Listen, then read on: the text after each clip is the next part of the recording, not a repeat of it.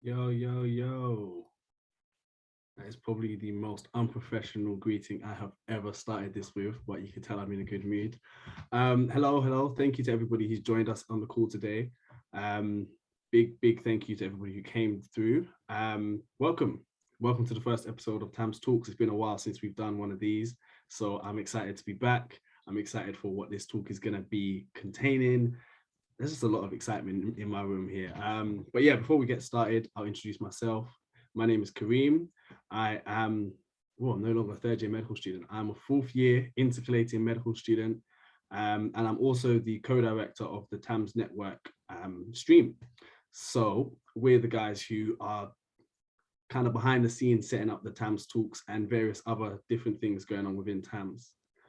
Before we start today, I'll just quickly talk about the agenda and what we're going to be doing in today's talk, how it's going to work.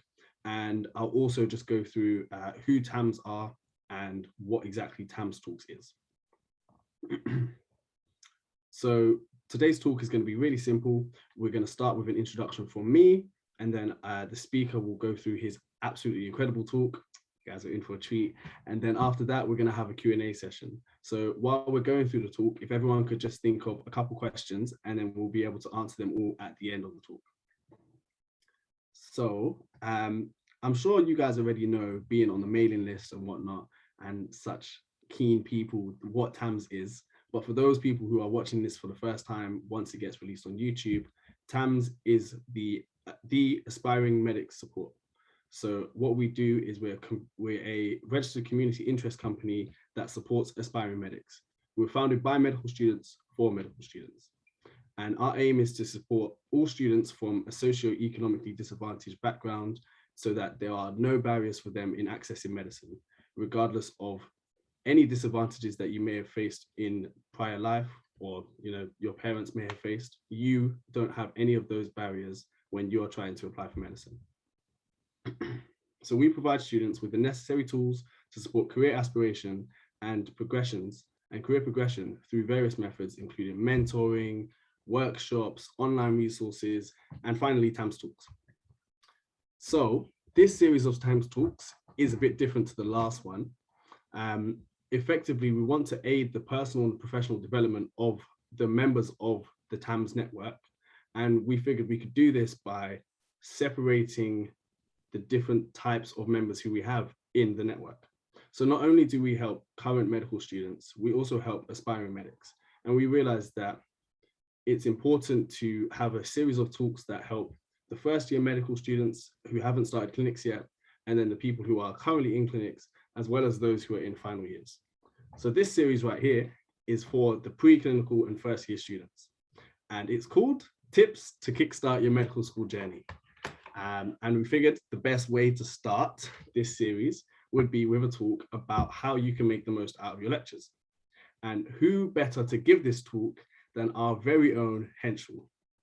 Now, Henschel is a second year medical student at Leeds, so he has very, very recent experience of what it was like just starting to learn how to take notes and how to be involved in lectures and all of the challenges that come with that. And he's also the associate director of our mentoring stream. So Henschel is very much involved with assisting sixth form students into getting into medicine. So without further ado, I will pass you all over to the main man himself, and he's going to take us through an incredible talk. Again, make sure that you're thinking of some questions as we go along, because we're not going to be stopping throughout. So just if you've got a question, drop it in the chat box. If you're watching this after the talk, you just have to think of your question and maybe you'll be able to ask it in the next talk or something. I'm not really sure, but yes, without further ado, I'm going to give you over to Henschel.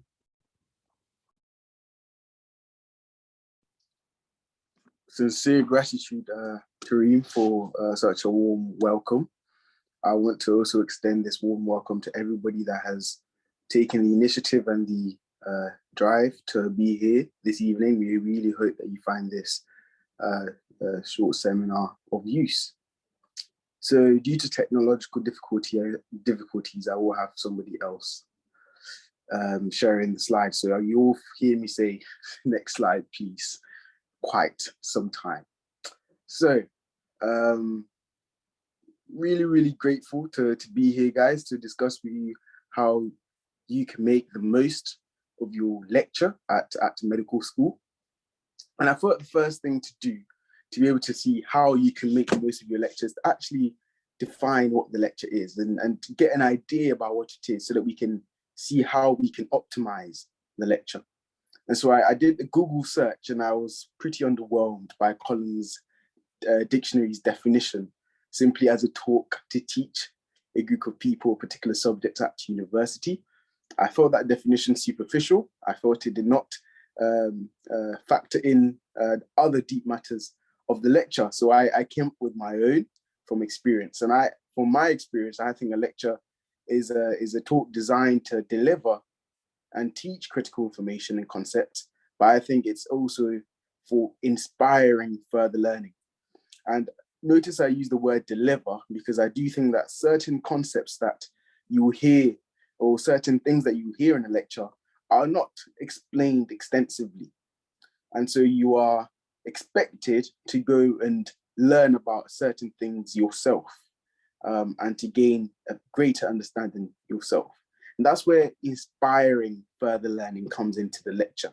And so you'll find that the lecture has some things that you don't know about, but inspires you to go and learn.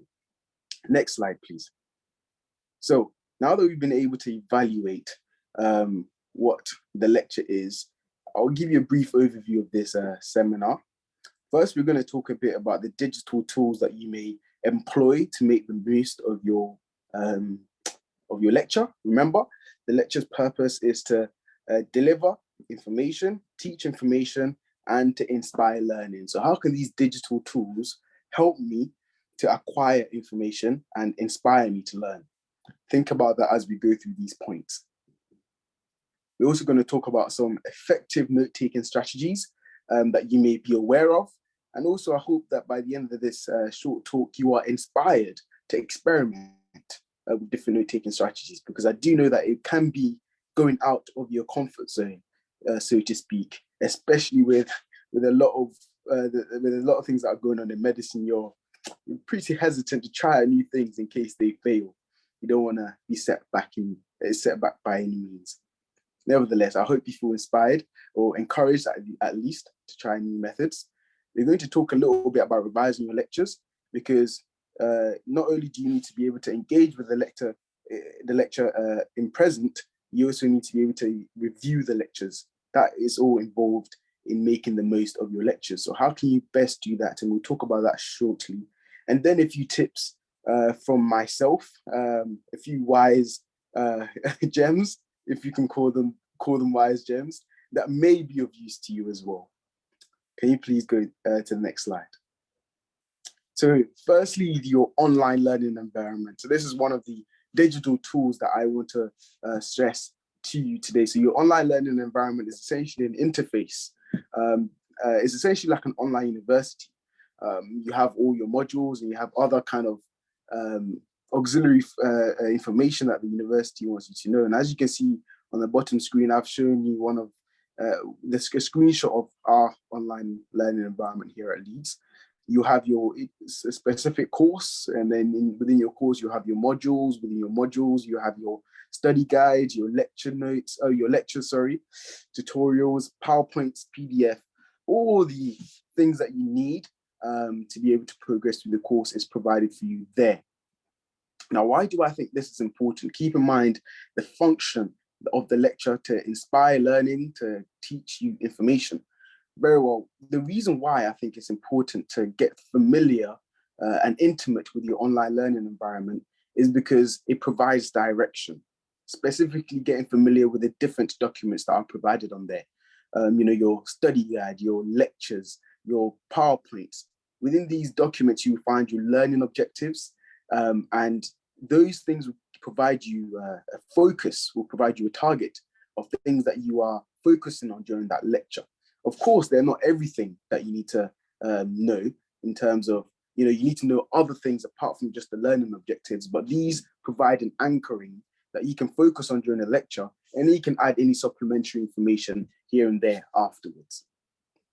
Also, the online learning environment gives you a very broad overview of the topic. It helps you gain an appreciation about what you're going to be learning within that module. So being very intimate and familiar with it will help you to feel situated when you're going through that topic. It will help you not to feel lost.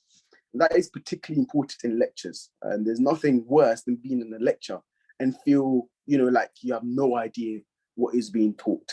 And we'll talk more about how to combat that feeling in later slides. So how can you make full use of this?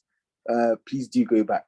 How can you make full use of the learning environment? I will suggest that you get very familiar with the interface, particularly the modules, and get familiar with every crevice in that on that online interface. Download all the documents related to your modules, and ensure that you kind of create your own personal interface, essentially, with organization, with modules, with the lectures, seminars, documents, wherever it is. Now, this provides accessibility to these documents, and that helps that second part of the lecture to inspire learning, because you want to reduce the friction as much as possible. So as long as you know where things are, and it reduces the work they need to put in to find information and learn. I do think that there's a lot of information on the online learning environment, and I'll just have to say that the only advice that I may give is familiarize yourself with the ones that are related to your course, but also notice that there's a point of contact that you can always email for specific information as well. So don't feel overwhelmed with that. But yeah, next slide, please. I do hope that you are able to kind of examine and scrutinize these slides at a more convenient time. So making the most of digital note-taking apps. This is a very important part of making the most of your lectures, because one thing that I've learned is writing is incapable, incompetent, insufficient for dealing with the deluge of information that you will certainly see coming your way in medical school. Writing is slow, it is fatiguing, it is not necessarily that nice, it's very disorganized. You often find me writing, the first few sentences are very nice and clean, and the next page is just absolutely disgusting. And so that does not encourage me to want to learn. It does not inspire me to learn. And it does not actually help me to acquire information, keeping in mind the function of the lecture. But the thing about digital note-taking apps is their speed. You type faster than you actually write, and it is less tiring. The other thing about note-taking apps is the fantastic accessibility. You can always access your notes from anywhere, whether you're on a train, whether you're waiting in line for coffee, wherever you are, you can always access your notes. Whereas if you're writing on paper, firstly, you're going to have volumes, volumes of paper, of books, whatever you may want to call it, of notes, essentially, because there's just so much content, and it escapes the confines of the paper page. So the digital copies allow you to kind of keep a lid on things, that it doesn't become overwhelming. They are very aesthetically pleasing, which kind of motivates you to learn, and it lends itself to easy revision, which I will explain these things further in the next few slides. Well, I want to mention anything else about this slide. Good for organizing notes. Fantastic. I think that is it. Please go to the next slide. So I want to give you guys a brief introduction of Notion, which is a digital note-taking application website as well.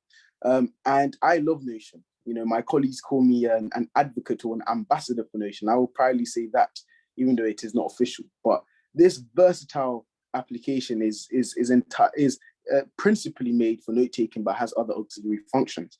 It is fantastic for organizing your life, but it is so good for your medical school, especially your notes. And you get free access to it as a student with a .ac.uk website. So why Notion? Why am I suggesting Notion to you? Once again, going back to the function of the lecture as defined by Henschel from experience, if I may say so. Notion is fantastic because you can embed videos into your notes.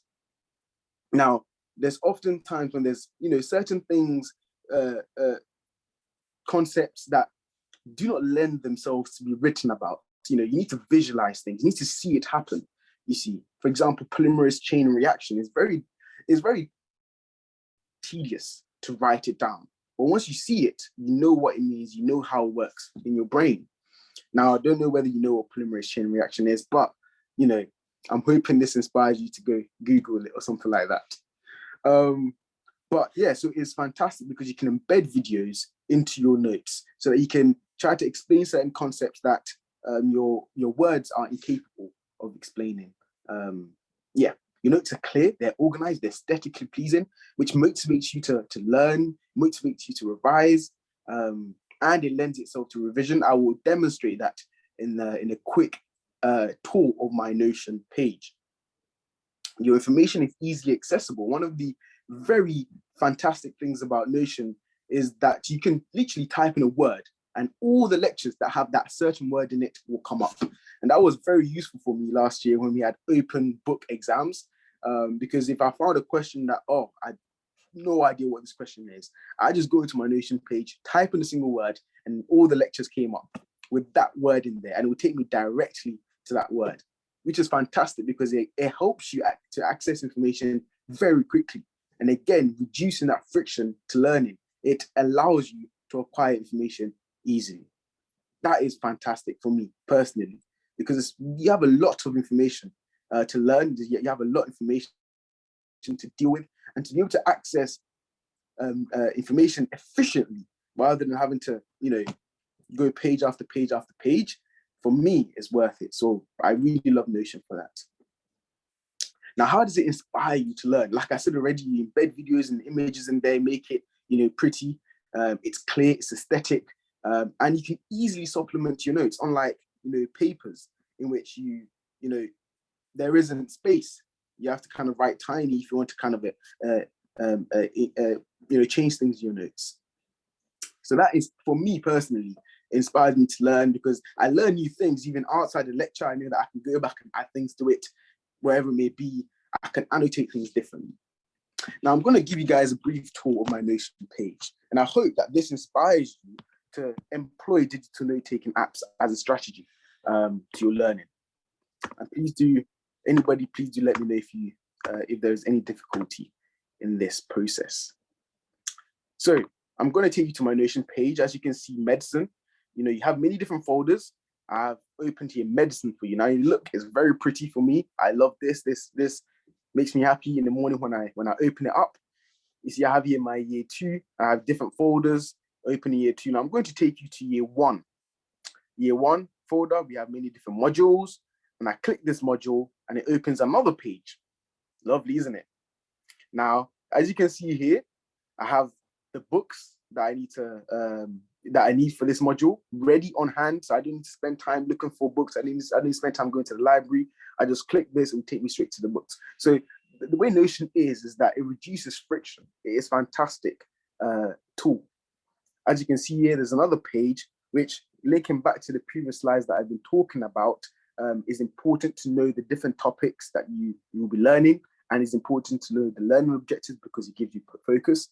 So, for example, for the spec for Introduction to Medical Sciences, which is what IMS stands for year 1, this is the very first kind of scientific topic we were learning about in first year. You can see here I have all the learning objectives for this part of the topic, nucleic acid, the spec. I have all of it. So whenever I learned it, whenever I thought this was covered, I crossed it off. So as you can see, Notion is very organized. It keeps everything in a very kind of logical manner. Information is easily accessible. Now I'm going to show you an example of my lectures so that you can get an idea about how you can also employ what we've been talking about so far and make good use of your lectures. I told you about making sure of your learning objectives to give you focus. Now I've just created here a few learning objectives to demonstrate to you how it's like. So you have tick boxes where you can tick things off, etc., etc. But the wonderful thing about Notion is this function, the toggle list, in which you can embed questions into the note-taking process. So during the lectures, while I'm listening and I learn new things, I'm thinking about questions that I can write down. Now, this is first year. I didn't do biology for A-level. So these are some of the things that I just didn't know, or I didn't know how to explain properly. And so I just created a toggle list for them. And so when I was revising this, all I had to do was ask myself, what is an autozone? And then if I got it right, I highlighted it green. If I didn't get it right, I highlighted it red. If I got some of it right, some of it wrong, I highlighted it yellow, etc., etc. Now, this gives me, when I revise this gives me an appreciation of how confident I feel about that particular topic. As you can see, there's some pros in the form of notes. I've embedded some images in there to explain certain things visually, which makes it easier for me to learn the concept. Now, this is meant to be a video, which is taking some time to load. I don't know why, but this is a video, so I can just literally click it here and watch that video. And I'm guessing it's going to be something about proof of DNA being the genetic material, something like along those lines. So you can see, the notes are very concise. They're not too much, which is one thing I also want to stress, to keep your notes concise and straight to the point. One of the wonderful things about Notion is the ability to link lectures. Now, appreciating your lectures and making good full use of your lectures is not a singular task. You have to link it to other lectures and get an appreciation of all the lectures together. And so you'll find that you may learn a topic today that may be talked about in the future time. Now, when you're in that lecture, that future lecture, and such a thing is mentioned, you may have forgotten a bit, or you may have, lost some of your understanding of certain concepts that are mentioned. One of the wonderful things about Notion is that you can link different lecture pages, so that whenever you're revising and you think, I don't know what a genome-wide association study is, you can simply click that and it will take you to the page that explains it. Now, I've just made this link simply for illustrative purposes. So this lecture in particular does not talk about genome-wide association studies. I've just created this link to illustrate the network and the web that Notion allows you to establish in regards to your note-taking strategy. And that is one of the things that I love about digital note-taking apps. I think Notion trumps all of them, and I would suggest that you employ it. I just want to check whether I've covered all the things that I wanted to demonstrate in this tool. I wanted to highlight the aesthetics. Yep. As you can see, I can change emojis. It's just pleasant. It's just pleasant for me. It's very organized. I've highlighted the call out feature. No, I haven't highlighted the call out feature. So one of the things as well is that you can also highlight key information from your lectures. And so you can, turn this into, as you can see, this is a block that stands out to me. I think, oh, this is a key information. And so I focus on that. But yeah, what else did I want to toggle list task? I've said that. Linking pages, embedded videos. I've said that. All right, so I'm going to stop sharing my screen and get back to the main lecture. I hope that has been a sell of Notion. But yes, so I hope you've now understood how you can employ these digital notation apps to make full use of your lectures. I hope that makes sense, and yeah, I hope it impresses you. So note-taking methods, just as a brief introduction, perhaps you've heard of a concept called active recall. Active learning it's learning that actively stimulates your memory during the learning process.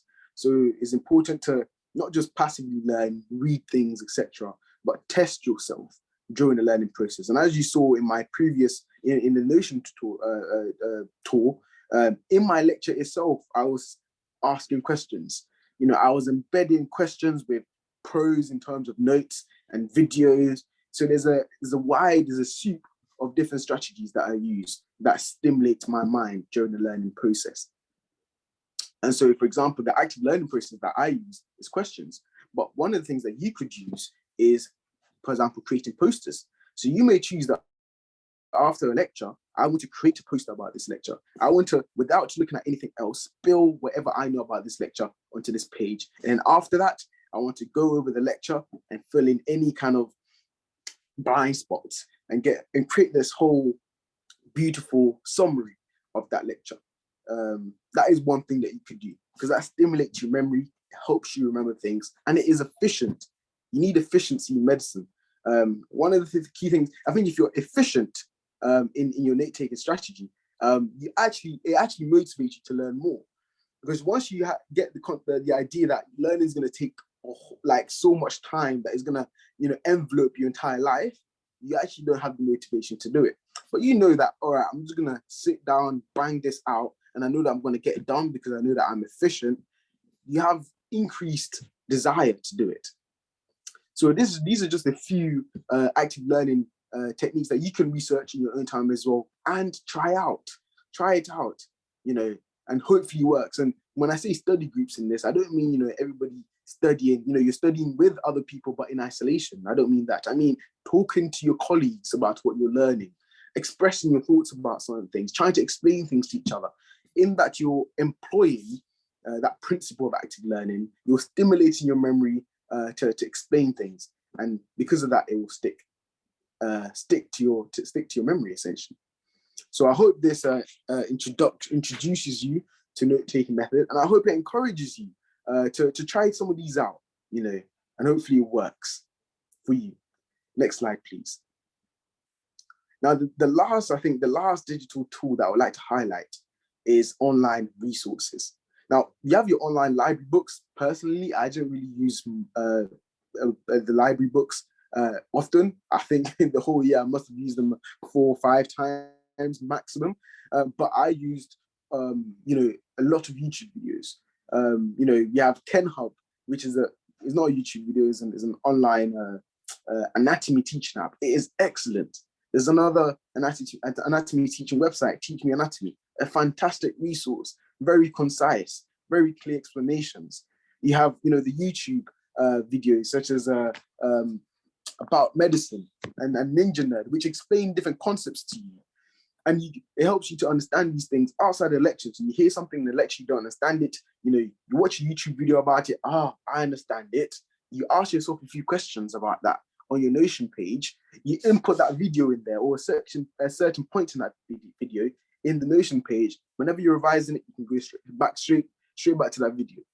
You see, there's many other kind of online learning resources out there. If I put some of these here, you have Osmosis, you have Khan Academy, which is also fantastic, and you have practice questions from years above. You often have Quizlet folders of older years with their practice questions that you may like to use. I personally like to create my own questions, as you saw on my Notion page, but you may find that you like to use other people's questions. But yeah, pre-clinical years, I would suggest that you use your own questions or other people's questions. But as you grow into kind of years 3 and year 4, etc., you may want to use other online resources such as Past Medicine, which has some clinical scenarios in there that may be more useful. Next slide, please.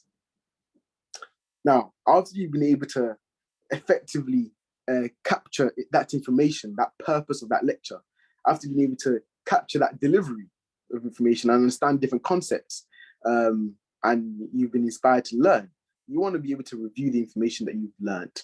And one of the things that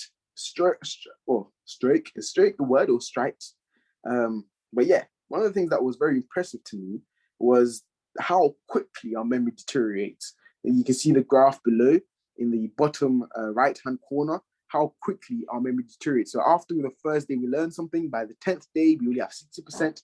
By the 30th day, we only have 20%.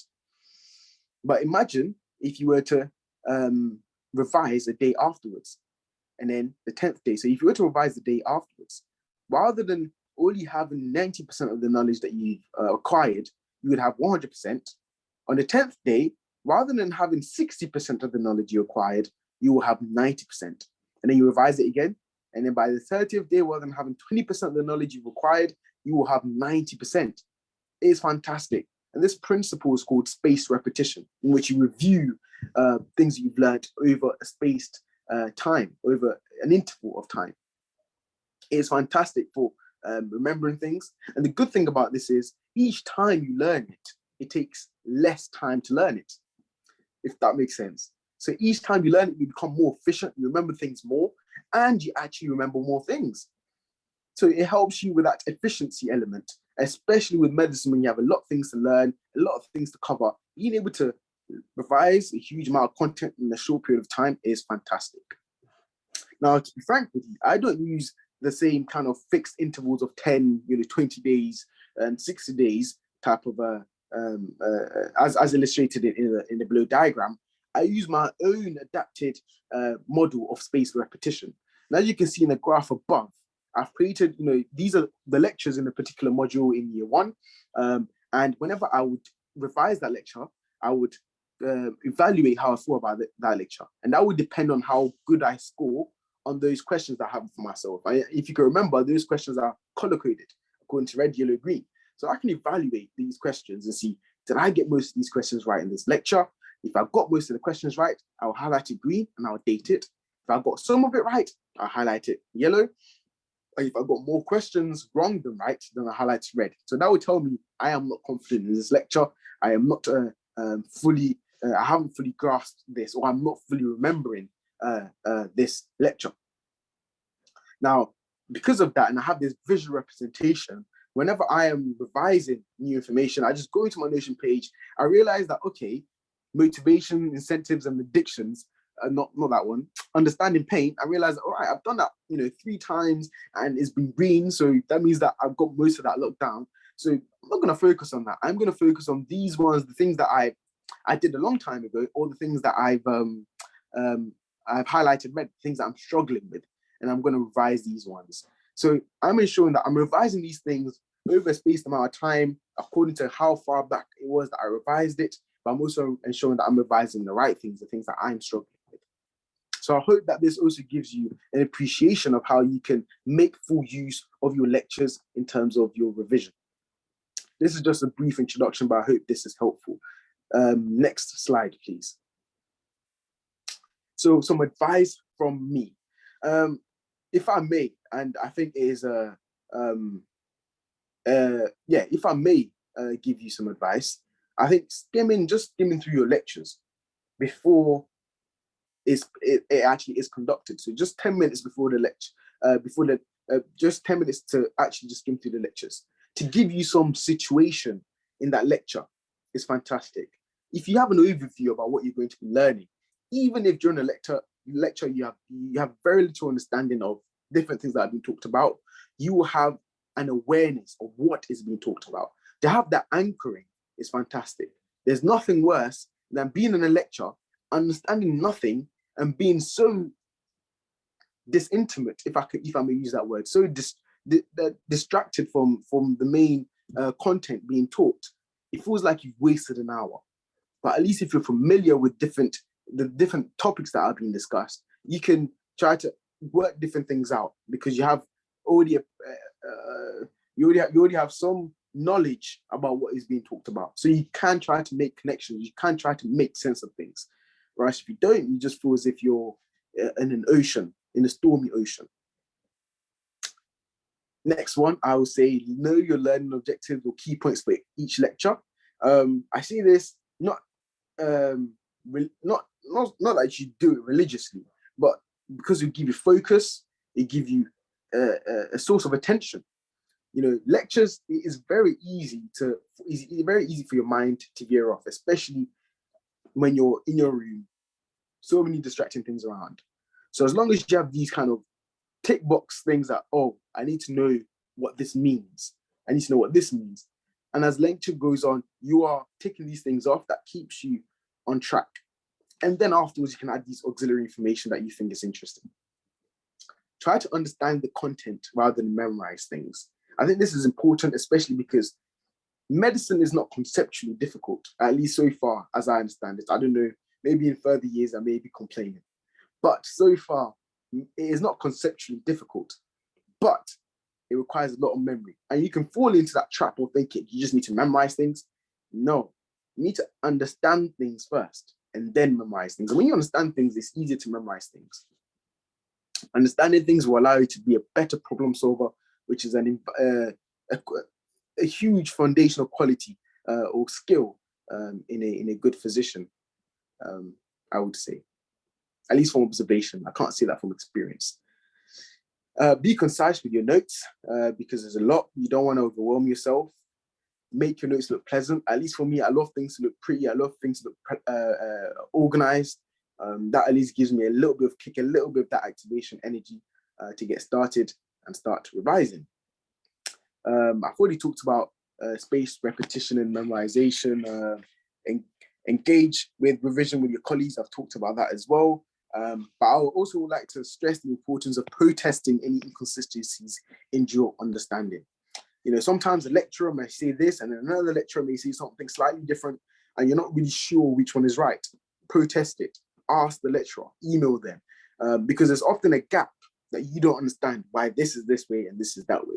So take the initiative and email them. But of course, before that, you want to do your own research. Remember, it is to inspire further learning. So you do your own research. You know, you look at the online books or you watch some videos. Still, if you need further elucidation, you ask the lecturer, can you please explain this particular point, etc., etc. Now, if you don't know what elucidation means, I hope this inspires you to Google it on YouTube. So next slide, please. Further resources. I've put here further resources. I'm hoping that you'll be able to access these. These are just kind of more information about the different things that we've talked about today, the different online resources that you can get into. Next slide, please. Yes, please ask any questions. Fantastic. It will be an absolute pleasure of mine to assist you in such a way. And I hope that any advice I give is useful. But yeah, I'm all ears to your questions now. I've talked a lot and my mouth is a bit dry now. So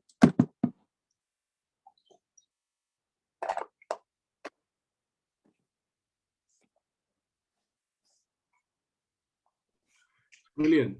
Thank you so much, Henschel. That was great. I've been taking notes the whole time. I've been taking notes on how to take notes. But yeah, one of the questions I got through sent to me was, I think it kind of refers a bit to your first when you're talking at the start, and you mentioned how taking notes with a pen might be a bit inefficient because it's a bit slow. So it's kind of off of that. And the question is how to keep up with lecturers when they speak so fast that you stop to take notes, and by the time you've looked up at the screen again, or like you've begun listening again, you don't know what's going on. How do you kind of combat that? Oof, yes, I definitely can relate. One of the key things is that always remember the lectures are normally recorded if they're online. So don't stress too much if you mess something out. Just kind of note it down, or go watch this, go to the slide in the lecture. But I often find that I don't want to watch the lecture again. So what I normally do is that normally all the information you need is on the slide, and what they say may be auxiliary points. So I would put that in the notes section of the slide. Okay, so any kind of auxiliary things, supplementary things that the lecturer is saying, I'll put that on the notes section of the slide. And then when I review that slide and making those questions on Notion, etc., I know exactly what the lecture is talking about. So I'm not writing extensively, just kind of like just bullet points of this is this and this is that. And then when I'm making those questions, when I'm making my own kind of notes, which I don't really make notes, I just kind of write questions for myself in Notion, is really just kind of transporting key information from the PowerPoint, from the notes section of the PowerPoint into my Notion page. So you're not writing too much during a lecture. You're just listening, you're looking at the slide, and you're writing key things. I hope that makes sense. Yes. So to kind of summarize it, you're in the lecture and you're definitely not writing down everything the lecturer is saying. Instead, you're listening and you're trying to take the key information, or I guess the key points that aren't already written down on the lecture slide, and you're going to note those down. And if you do get completely confused and you're just thinking, I don't know what's going on, star it or put some sort of sign next to that point in the slide. You can go back and review it afterwards. That's what I'm kind of hearing. Okay. I have another question. No, okay. I had another question as well. Okay, well, ask this question. Would you recommend studying the lecture PowerPoints for an hour instead of 10 minutes before the lecture? If I'm frank, I don't think you have enough time to be studying an hour for each lecture and then watching an hour for the lectures themselves. I often think just getting an overview of the lecture is sufficient. And then during the lecture itself, you are actively engaged, and afterwards, you may want to write the questions for yourself by going to the slides individually. But some lectures are even slow paced. So some lectures, they're very slow paced. A lot, the lecture may be just rambling on about different things that are not really relevant. So that gives you time to kind of write your questions there and there. So you don't really have to go back anyways. But I wouldn't say devote an hour pre-lecture reading. At least that's my opinion. Because I think you don't have enough time and you get overwhelmed. Yeah, personally, I agree. I think maybe I guess it kind of depends on the person. You might want to spend a bit more than 10 minutes reading it, so you can kind of familiarize yourself with the concept, especially if it's like completely new. But an hour is, yeah, it's a long time. It's a long time, and then you might get bored when you get to the lecture because you're thinking, well, I've already studied this for a whole hour, so why am I doing another hour of this lecture? I just did the same content. So maybe it might be worth skimming through it, and anything that jumps out on you is completely confusing, you have no idea what's going on, you can always star it to make sure you pay extra attention. Yes. Yeah. Because that's what I do. I go through it and I go, okay, that looks confusing as anything. I'm gonna pay attention at this point here. But yes, okay. One more question. And it was regarding active recall. So I know a lot of people have different styles that they use for this, and I wanted just to know what is your best way of active recall? Like, what's your best technique that you found to do active recall? What kind of works for you? For me, is visualization and questions. Now, I think it would be imprudent to just ask questions entirely. because asking questions all the time is very overwhelming. Answering questions all the time, because remember, it's active recall. You're stimulating your memory. It's hard work. So to answer questions all the time can be tiring.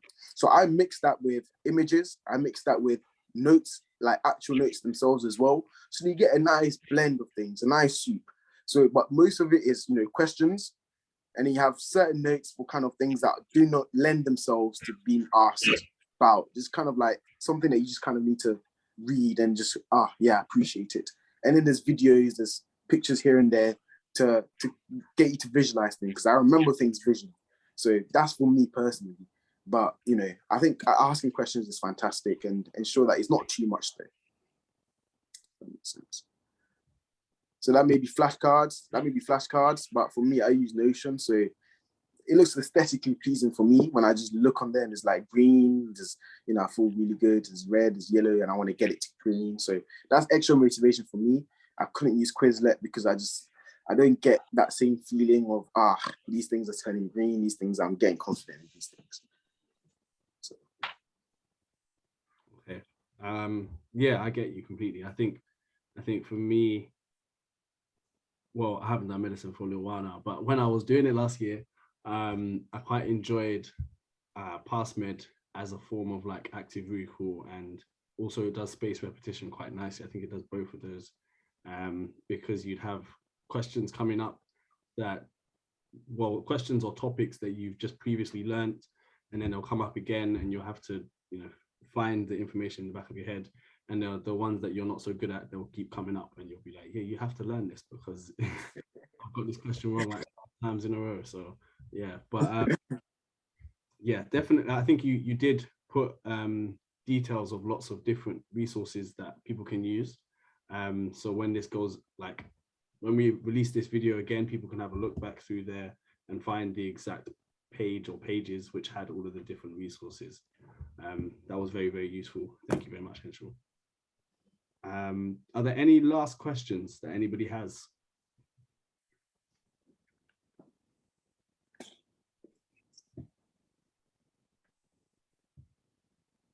No? Okay. So I think we will wrap it up there because we're coming close to an hour now. So thank you so much, Henschel, for that amazing talk. I've learned a lot.